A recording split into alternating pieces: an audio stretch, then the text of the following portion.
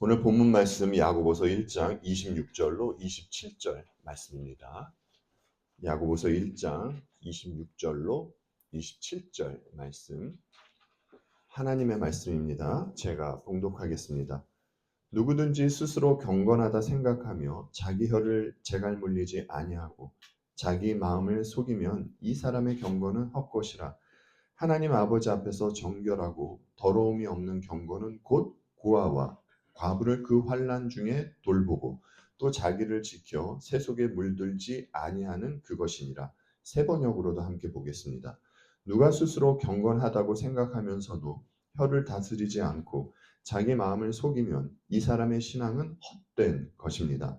하나님 아버지께서 보시기에 깨끗하고 흠이 없는 경건은 고난을 겪고 있는 고아들과 과부들을 돌보아주며 자기를 지켜서 세속에 물들지 않게 하는 것입니다. 아멘. 야고보는 고아와 과부를 돌보라고 합니다. 이제 곧 12월인데 12월이 되면 교회나 여러 단체에서 불우이웃을 돕자는 이야기를 합니다. 이때에는 많은 이들이 기독교나 불교 할 것 없이 종교와 상관없이 사회에서 어려움에 속해 있는 이들을 찾아가 쌀이나 의복 같은 것을 주며 돕기도 합니다. 고마운 일이죠. 세상을 보면 너무나 뻔뻔하고 잔인한 일들이 벌어지고 있는데 고맙다는 생각이 듭니다. 그래도 아직 사회 곳곳에서 이런 일들을 하는 이들이 있다는 것에 대해서 말이죠. 그럼에도 한 가지 질문은 듭니다. 야고보는 오늘 본문에서 고아와 과부를 돌보라고 하는데 이것이 경건이라고 하는데 불우한 이웃을 찾아가서 돕는 것, 이것을 과연 경건이라고 말할 수 있는가? 라는 질문이 듭니다. 우리는 신앙생활을 하면서 저분은 참 경건하다라는 생각할 수 있습니다. 그리고 과거에 비하면 나는 좀 경건해진 것 같아. 이런 생각할 수 있어요. 그런데 여러분, 우리가 경건이라는 말을 많이 듣기도 하고 또 이 이야기를 말하기도 하는데 여러분, 도대체 경건이라는 것이 무엇입니까? 사실 오늘날에는 경건이라는 말이요, 점점 사라져 가고 있는 실정이에요. 그리고 이 말을 대체하는 단어가 생기고 있죠. 이 시대 기독교인들이 영성이라는 말을 참 많이 합니다. 과거에는 말씀 집회, 말씀 사경회 이란 말을 많이 썼는데 이 말도 지금 점점 사라져가고 있습니다. 대신에 무슨 영성 집회 이런 말이 대신하고 있죠. 여하튼 우리는 성경이 말하는 경건이라는 말을 우리는 쓰자고요. 경건은 매 순간을 하나님께 예배하는 것처럼 살아가는 신앙인의 자세를 가리키는 것입니다. 그래서 경건한 삶을 살려면 하나님을 사랑하고 두려워하는 마음, 즉 하나님을 경외하는 마음이 있어야 하는 것이에요. 자, 그런데 흥미로운 것이요, 이 세상에는 경건한 사람도 있고 불의한 사람도 있는데 이들 모두가 동일하게 시련을 당한다는 겁니다. 이에 대해서 이제 몇 주 전에 말씀을 드렸죠. 경건하다고 시련을 피해갈 수 있지 않다고 말입니다. 여러분, 베드로후서 2장 말씀을 한번 보십시오. 사도 베드로가 이런 이야기를 했죠. 주님은 경건한 사람을 시련에서 건져내시고 불의한 사람을 벌하셔서 심판날까지 가두어 두실 줄을 아십니다. 특히 더러운 정욕에 빠져서 육체를 따라 사는 자들과 권위를 멸시하는 자들을 그렇게 하실 것입니다. 그들은 대담하고 거만해서 겁도 없이 하늘에 있는 영광스러운 존재들을 모욕합니다. 경건한 자, 불의한 자 모두 시련을 당하는데 경건한 자들은 건지움을 받고요, 불의한 자들은 계속해서 간다는 것이에요. 언제까지 말입니까? 심판의 날까지요. 인간은요, 여러분, 남을 속이는 것에 참 특별한 재주가 있는 듯 합니다. 남을 속이는 것이 몸에 배어 있어요. 하나님께서 십계명에 거짓말을 하지 말라라는 이 계명을 준 것이 괜히 준 것이 아닙니다. 거짓에 능한 인간은 본인이 본인 스스로를 속일 수도 있습니다. 남만 속이는 것이 아니라 본인 스스로도 속을 수 있다는 것이에요. 우리가 신앙생활함에 있어서 무엇보다 중요한 것이 기도하고 말씀을 보는 것입니다. 그런데 여러분께서 아시듯이 인간은 아무리 기도 많이 하고 말씀을 많이 본다고 해서 경건해지는 것이 아니에요. 물론 여러분 경건한 분들은요. 기도도 많이 하시고 말씀도 많이 보는 것 사실입니다. 교회에 이런 분들이 계세요. 그러나 기도도 많이 하고 말씀도 많이 보는데 경건하지 못한 분들 또한 있는 것이 사실입니다. 스스로는 말씀을 많이 보니까 경건하다고 이렇게 생각할 수 있어요. 여러분, 주님이 열매를 보아서 나무를 안다고 말씀을 하셨어요. 그러니까 그에게 나타나는 것, 그에게 맺혀지는 것을 보아서 그가 어떤 나무에 붙어 있는지를 알 수 있다는 것입니다. 쉽게 말하면 그가 나타내는 것을 보아서 진짜인지 가짜인지 알 수 있다는 것이에요. 자, 그런데 여기에 중요한 것이 있습니다. 어떤 사람이 있는데 그는 맨날 말씀을 상고해요. 기도하는 것을 봐도요. 매일 시간을 정해놓고 아주 열심히 기도를 합니다. 뿐만 아니라 선교, 봉사, 연보 누구보다 열심히 해요. 여러분 주님이 말씀하신 열매가 이런 열매를 말씀하시는 것일까요? 기도하는 것, 말씀을 보는 것, 선교, 봉사, 연보 중요하지 않다는 말이 아닙니다, 여러분. 지금 말씀드린 것은요. 그리스도인이라고 한다면 당연히 반드시 해야 하는 것이에요.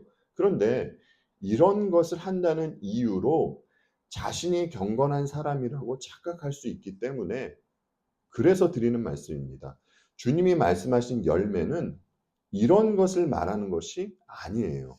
만약 주님이 말씀하신 열매가 이런 것이라면 바리새인들은 예수님으로부터 책망을 듣는 것이 아니라 칭찬을 받았어야 할 것입니다.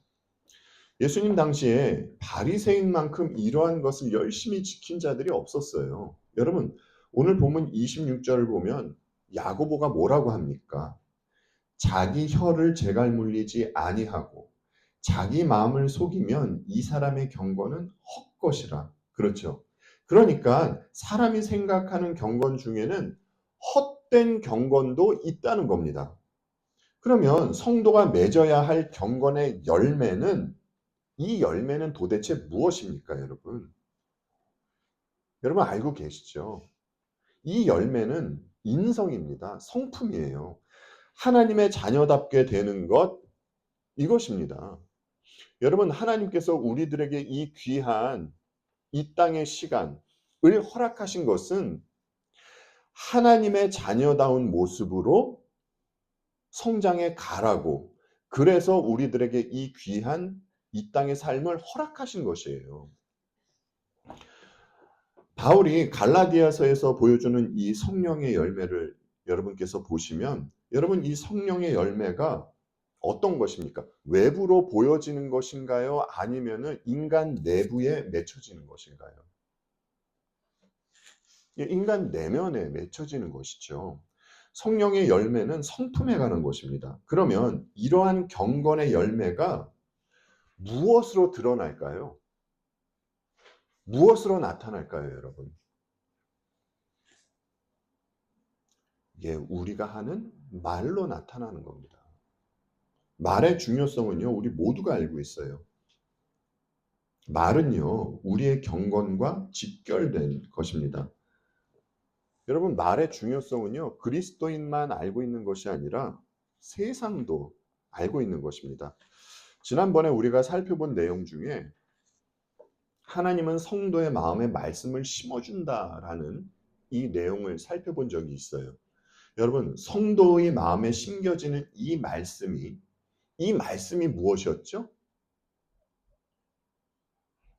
하나님의 율법이었죠.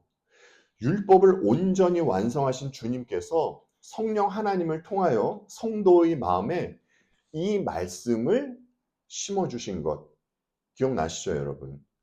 그런데 여러분, 성도의 마음에 심겨진 율법이 무엇이었습니까? 주님이 율법을 두 가지로 정리해 주셨죠.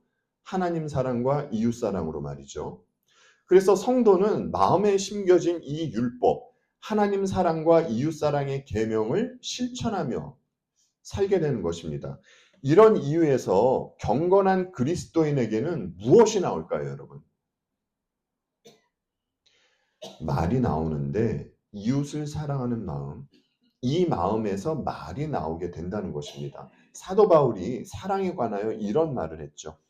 내가 사람의 모든 말과 천사의 말을 할 수 있을지라도 내게 무엇이 없으면 울리는 징이나 요란한 꽹과리가 될 뿐입니다. 라고 하죠. 사랑이 없으면. 여러분이 어려우실 때 누군가로부터 위로 받으신 적 있으실 것이에요. 또 반대로 누군가가 어려움에 처했을 때 여러분이 그를 위로하신 적도 있으셨을 겁니다. 그런데 여러분 느끼셨을 거예요. 상대방이 진심으로 나를 위해서 하는 말이 아닌 것은요. 다른 말로 해서 상대방이 사랑이 없음에도 불구하고 내게 하는 말은 느껴집니다. 위로가 되지 않아요. 오히려 듣기 좋은 소리인 것 같은데 기분이 더 상할 때가 있어요. 그러나 반대로요. 내가 잘못했을 때 상대방이 내게 사랑하는 마음으로 하는 충고는요. 귀 기울여 듣게 됩니다. 분명히 이 이야기는 내가 듣기에는 쓴소리임에도 불구하고 기분이 나쁘질 않아요. 여러분, 이렇게 사랑하는 마음으로 하는 말에는요, 힘이 있는 것입니다. 제가 아는 목사님 중에 사모님과 사별을 하신 목사님이 계세요. 이제 사모님이 암으로 세상을 떠나가셨습니다. 사모님께서 한창 아프실 때 이제 교회 성도님들과 또 이제 목사님이 아시는 분들이 병원에 찾아오셔서 이제 이런저런 얘기도 하시고 꼭 기도도 하시고 가셨대요. 그런데 목사님께서 이런 말씀을 하시더라고요. 이 이야기를 들으면서 저도 참 많이 공감했습니다. 그때 정말 목사님께서 필요하셨던 것은 단 몇 분이라도 목사님 잠시 쉬고 오세요. 눈 좀 붙이고 오세요. 이 말씀이셨대요. 왜냐하면 사모님께서 편찮으실 때 아침, 점심, 저녁만 편찮으신 게 아니라 밤에도 편찮으시고 새벽에도 편찮으시니까 목사님께서 잠을 주무시지 못하셨다고 합니다. 그래서 목사님이 정말 사람들이 병문안 왔을 때 자신에게 목사님 잠시 좀 쉬고 오세요. 이렇게 이야기하기를 간절히 바라셨대요. 그런데 여러분, 사람들이 이제 병문안을 와서 이제 이런 이야기도 하고 저런 이야기도 할 때 그들이 무슨 이야기를 했겠습니까? 목사님과 사모님 도움되는 이야기를 하지 않았겠습니까? 유익이 되는 이야기를 했겠죠. 그리고 그들이 기도를 할 때 얼마나 좋은 내용으로 기도를 했겠습니까? 그럼에도 불구하고요. 그것이 울리는 꽹과리가 될 수 있다라는 겁니다. 나중에는요. 목사님께서 사람들이 오는 게 두려우시더래요. 지치시더래요. 우리는 반드시 명심해야 합니다. 하나님을 두려워 사는 자들은 자신이 하고 싶은 말을 하면서 사는 자들이 아니라 하지 말아야 할 말을 하면서 사는 자들이에요. 경건은요, 여러분, 하나님께서 판단하시는 것입니다. 인간이 인간을 경건하다고 판단할 수 없는 것이에요. 특히 본인 스스로가 말이죠. 야고보는 경건에 대해서 이제 말을 언급하고서 이어서 이제 고아와 과부를 돌보는 것을 이야기합니다. 여러분께서 성경을 보셔서 알지만 고아와 과부는요, 늘 한 쌍으로 소개가 돼요. 여러분, 야고보는 왜 고아와 과부를 돌보는 것을 경건한 것과 이렇게 연관시켜서 이야기했을까요? 여러분, 고아와 과부는 어떤 자들이죠? 고아는 말 그대로 부모가 없는 아이입니다. 과부는 남편과 사별한 여인을 말하는 것이고요. 과거 우리나라의 여인들을 보면 여인들이 참 많이 억눌리고 고생했겠구나라는 생각이 들 때가 있어요. 그런데 이것은 비단 우리나라에만 해당하는 이야기가 아니라 이스라엘에게도 해당하는 이야기더라고요. 이스라엘은요, 굉장히 가부장적인 문화가 강한 나라입니다. 그런데 이들은요, 이상한 생각을 가지고 있었어요.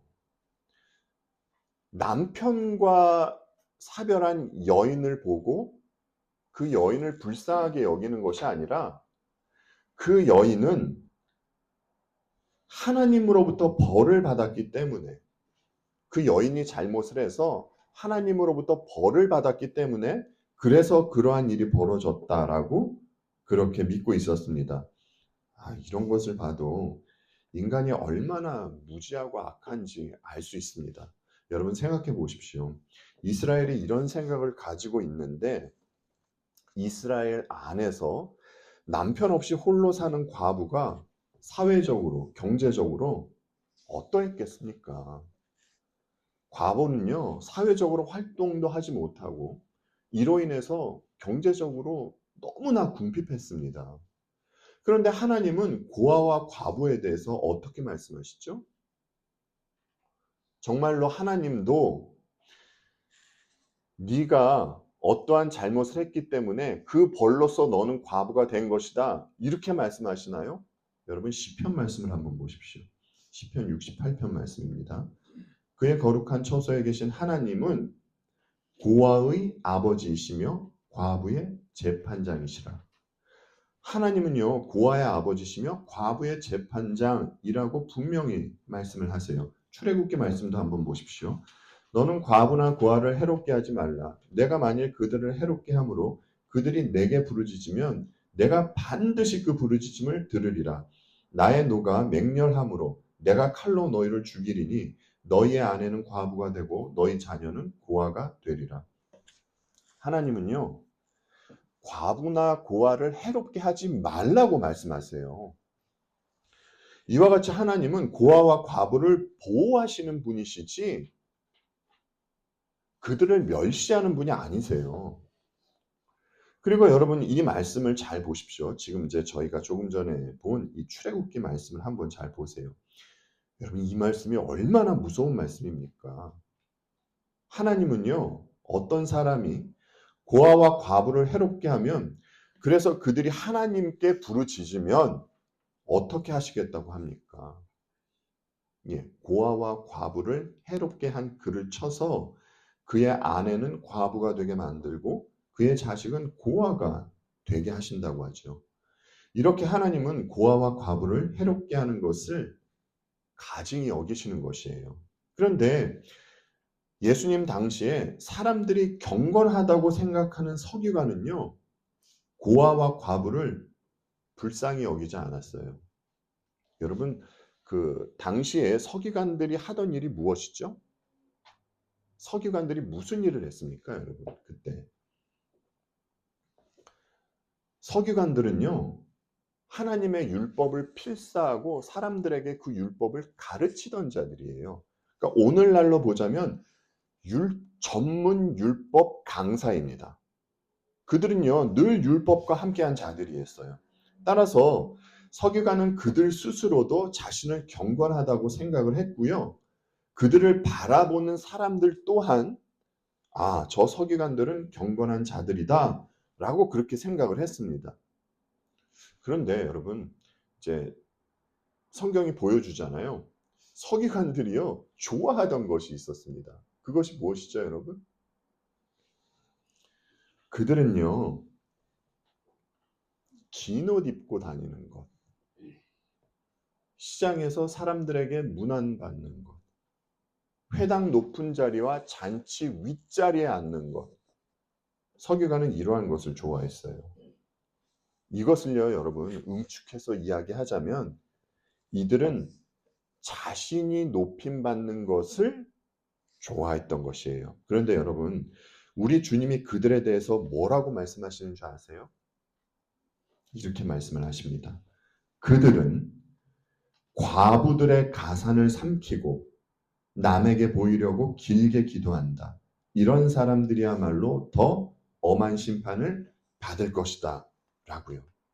그 누가 봐도 율법을 가까이 하고 경건해 보이는 서기관. 여러분, 그들에게 보여진 열매가 무엇이었습니까? 힘없는 과부의 가산이나 삼키고 남에게 보이려고 길게 기도한 것. 이것이었습니다.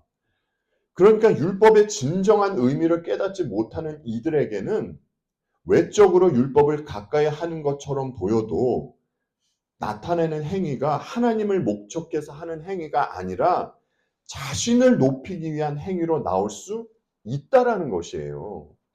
보십시오, 여러분. 주님이 이들은 기도를 길게 한다고 말씀을 하시는데 주께서 이렇게 이야기를 하셨어요.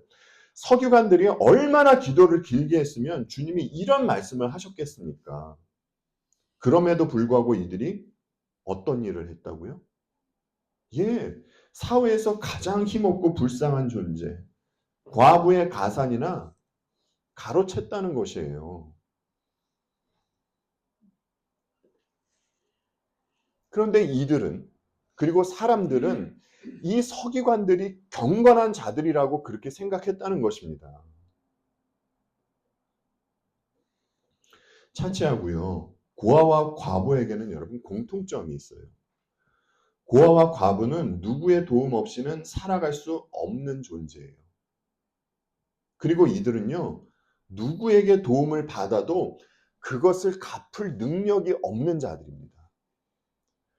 그러니까 세상적인 관점으로 보자면요, 이들을 도와주는 것은요, 손해인 것이에요.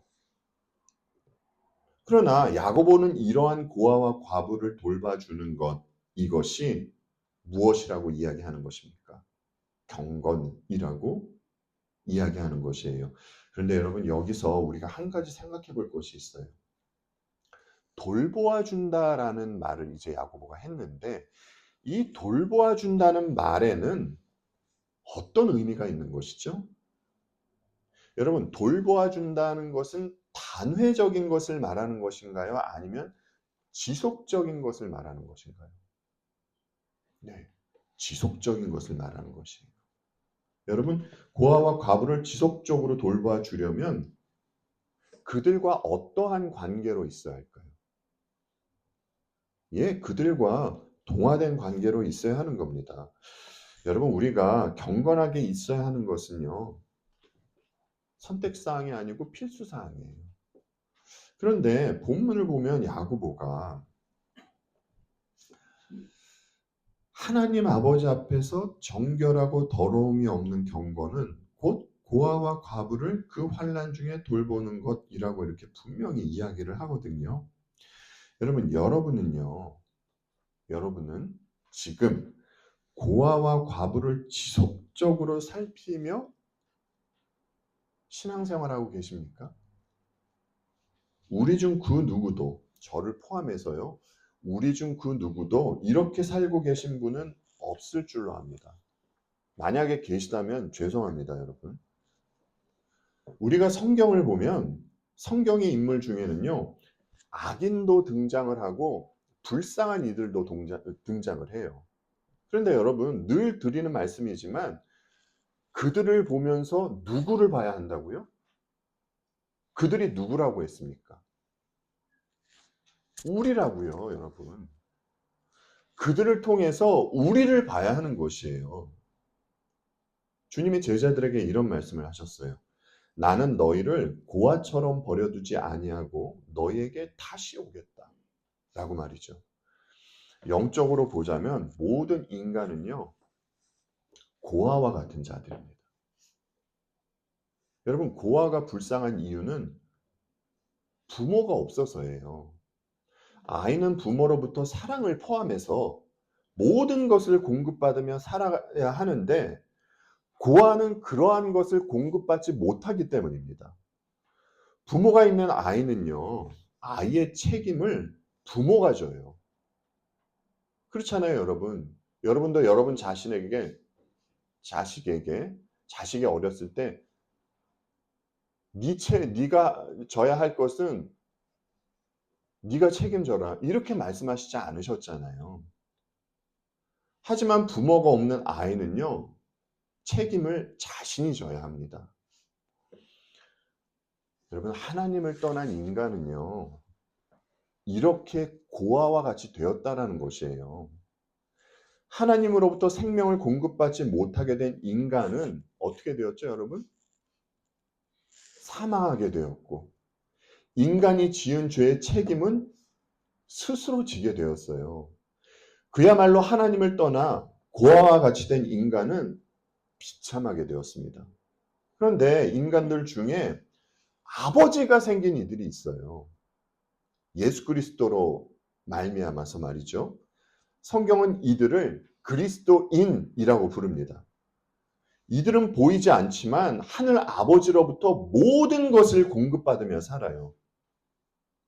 주님이 이런 말씀을 하셨습니다.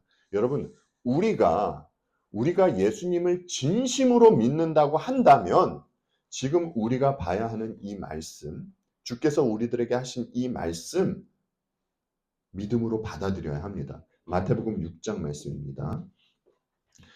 오늘 있다가 내일 아궁이에 던져지는 들풀도 하나님이 이렇게 입히시거든 하물며 너희일까 보냐 믿음이 작은 자들아.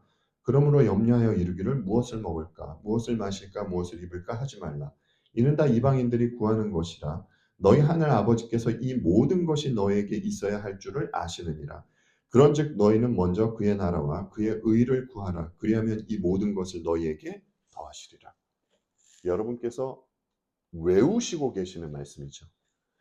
주님이 제자들에게 그의 나라와 그의 의를 구하라 이렇게 말씀하셨어요. 여러분, 그의 나라와 그의 의를 구하라 이 말씀이 의미하는 것이 무엇이라고 말씀을 드렸었죠? 기억나세요, 여러분?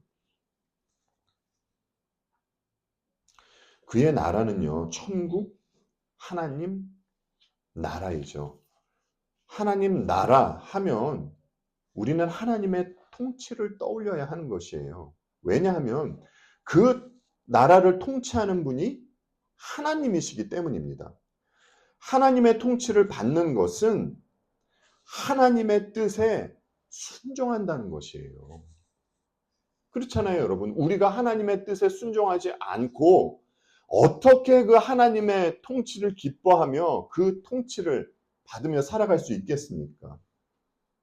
예, 하나님의 통치를 기뻐하며 따른다는 것은 우리가 하나님의 뜻에 순종한다는 겁니다.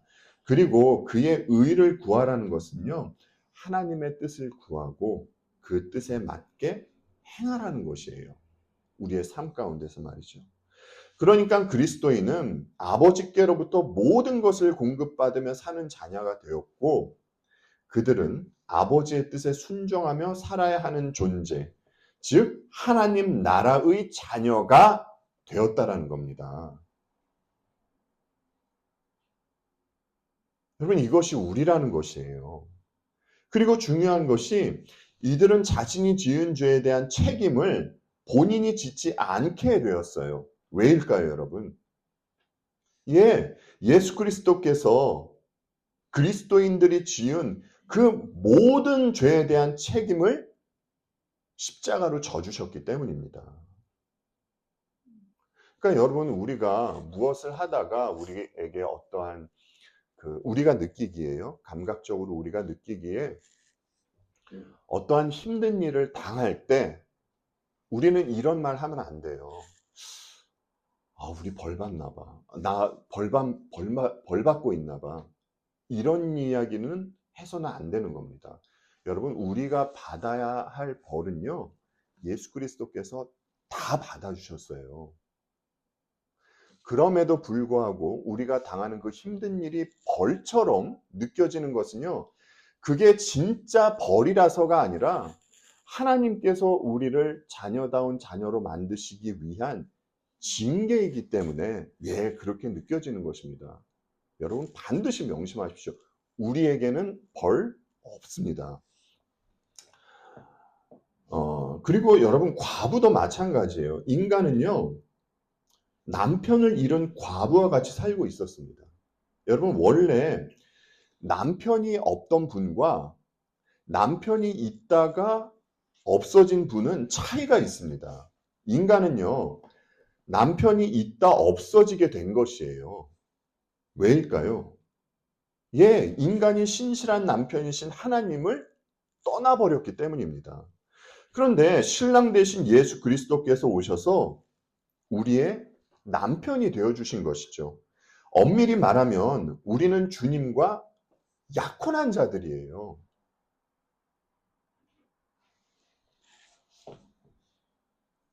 사도 바울이 이런 이야기를 하지 않았습니까? 나는 하나님께서 보여주신 열렬한 관심으로 여러분을 두고 몹시 마음을 씁니다. 나는 여러분을 순결한 처녀로 그리스도께 드리려고 여러분을 한 분 남편 되실 그리스도와 약혼시켰습니다. 그러니까 우리는 예수 그리스도로 말미암아 아버지의 자녀가 되었고 또 신실한 신랑이 생기게 된 것이에요. 여러분 우리가 하나님께 하나님 제발 저의 아버지가 좀 되어 주십시오. 이렇게 이야기한 적이 있나요? 아니면 예수님께 주님 간구드립니다. 제발 저의 신랑이 되어 주십시오. 이렇게 간청한 적 있습니까? 없습니다. 우리가 고아처럼 살아갈 때, 과부처럼 살아갈 때에 하나님께서 우리를 불쌍히 여기시고 우리의 아버지가 되어주신 것이에요. 우리의 신랑이 되어주신 것입니다. 우리가 아버지의 자녀가 되기 위해서 신랑의 신부가 되기 위해서 우리가 한 일 아무것도 없습니다. 오히려 아버지의 마음을 상하게 하는 죄만 짓고요. 신랑의 마음을 아프게 하는 죄만 짓고 살았던 것이 우리였습니다. 우리가 아버지께 또 신랑에게 한 일은 아무것도 없어요. 그럼에도 지금 우리는 하늘 아버지를 모시고 신랑 되신 예수 그리스도와 함께하는 존재가 된 것이죠. 그래서 우리는 아버지의 뜻을 조차 신랑의 뜻을 조차 그렇게 살아야 하는 것이 마땅한 것입니다.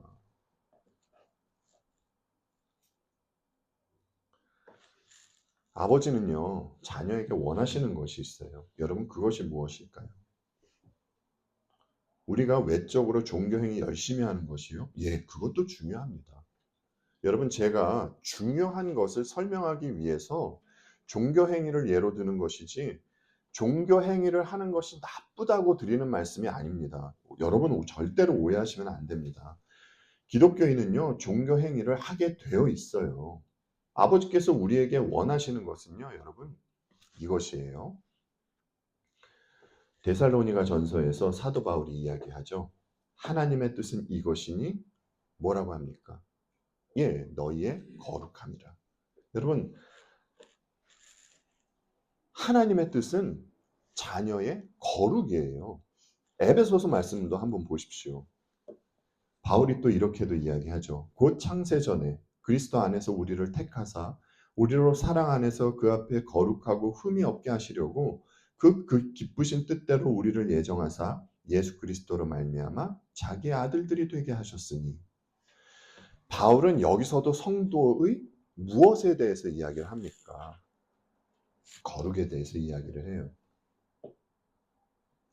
거룩이라는 단어를 들으면 여러분 왠지 이 거룩은 우리와는 좀 거리가 있는 단어 같다라는 생각이 드시죠. 그럼에도 불구하고 우리는 거룩한 삶을 살아야 해요. 아버지께서 우리에게 이것을 원하시기 때문입니다. 아버지는요, 사실 우리를요, 그리스도 안에서 거룩하게 하셨어요. 그런데 우리의 관점으로 볼 때는 여러분, 우리는 과정이 있잖아요. 우리는 시간 안에서 살아가고 있잖아요. 그래서 우리가 이런저런 일을 겪으면서 거룩하게 지어져 가는 것입니다. 그렇게 보이는 것이에요. 우리가 이렇게 거룩하게 지어져 갈 때 여러분, 우리에게 어떤 모습이 나타날까요? 예, 경건한 모습이 나타나는 겁니다. 그리고 신앙생활을 하면 할수록 점점 나의 혀를 다스리게 되고 고아와 과부를 돌보게 되는 것이에요. 여러분, 제가 지금 방금 드린 말씀을 들으시고 여러분 어떤 생각 드셨어요? 나는 고아와 과부 돌아보지 않는데, 이런 생각하지 않으셨어요? 네, 여러분, 제가 말한 고아와 과부는요, 문자적인 고아와 과부만을 말하는 것이 아닙니다. 지금 우리 주위에 힘들어하는 형제 자매, 나의 도움을 절실히 필요로 하는 형제 자매, 외롭게 홀로 아파하고 있는 형제 자매, 이들을 말하는 것이에요. 여러분, 여러분이 하는 그 사랑의 따뜻한 말 한마디가 지금 이런 상황에 처해 있는 형제 자매를 살릴 수도 있고요, 낙담시킬 수도 있는 것입니다. 하나님은 우리 형제 자매가 고통하고 있는 소리 듣고 계실까요? 안 듣고 계실까요, 여러분? 하나님은요, 우리가 그들을 돌아보시기를 원하세요. 여러분, 우리가 죄로 인해서 이런저런 고통을 당하고 있을 때 누가 우리를 찾아오셨습니까? 예, 하나님께서 우리를 찾아오셨습니다. 그래서 지금 저희가 이렇게 이 예배 자리에 있는 것 아니겠습니까? 여러분, 하나님으로부터 크신 사랑 받으셨나요? 여러분은 정말 하나님으로부터 크신 은혜 받았다고 믿고 계십니까? 그렇다면 그 사랑을, 그 은혜를 받은 존재답게 여러분 주위에 나타내 보십시오. 여러분 내면의 아름다운 모습을 드러내 보십시오. 여러분, 이 모습이 우리 아버지가 자녀들에게 원하시는 바이고요, 죄로 물든 이 세상과 구별된 존재로 사는 경건한 그리스도인의 모습입니다. 기도하겠습니다.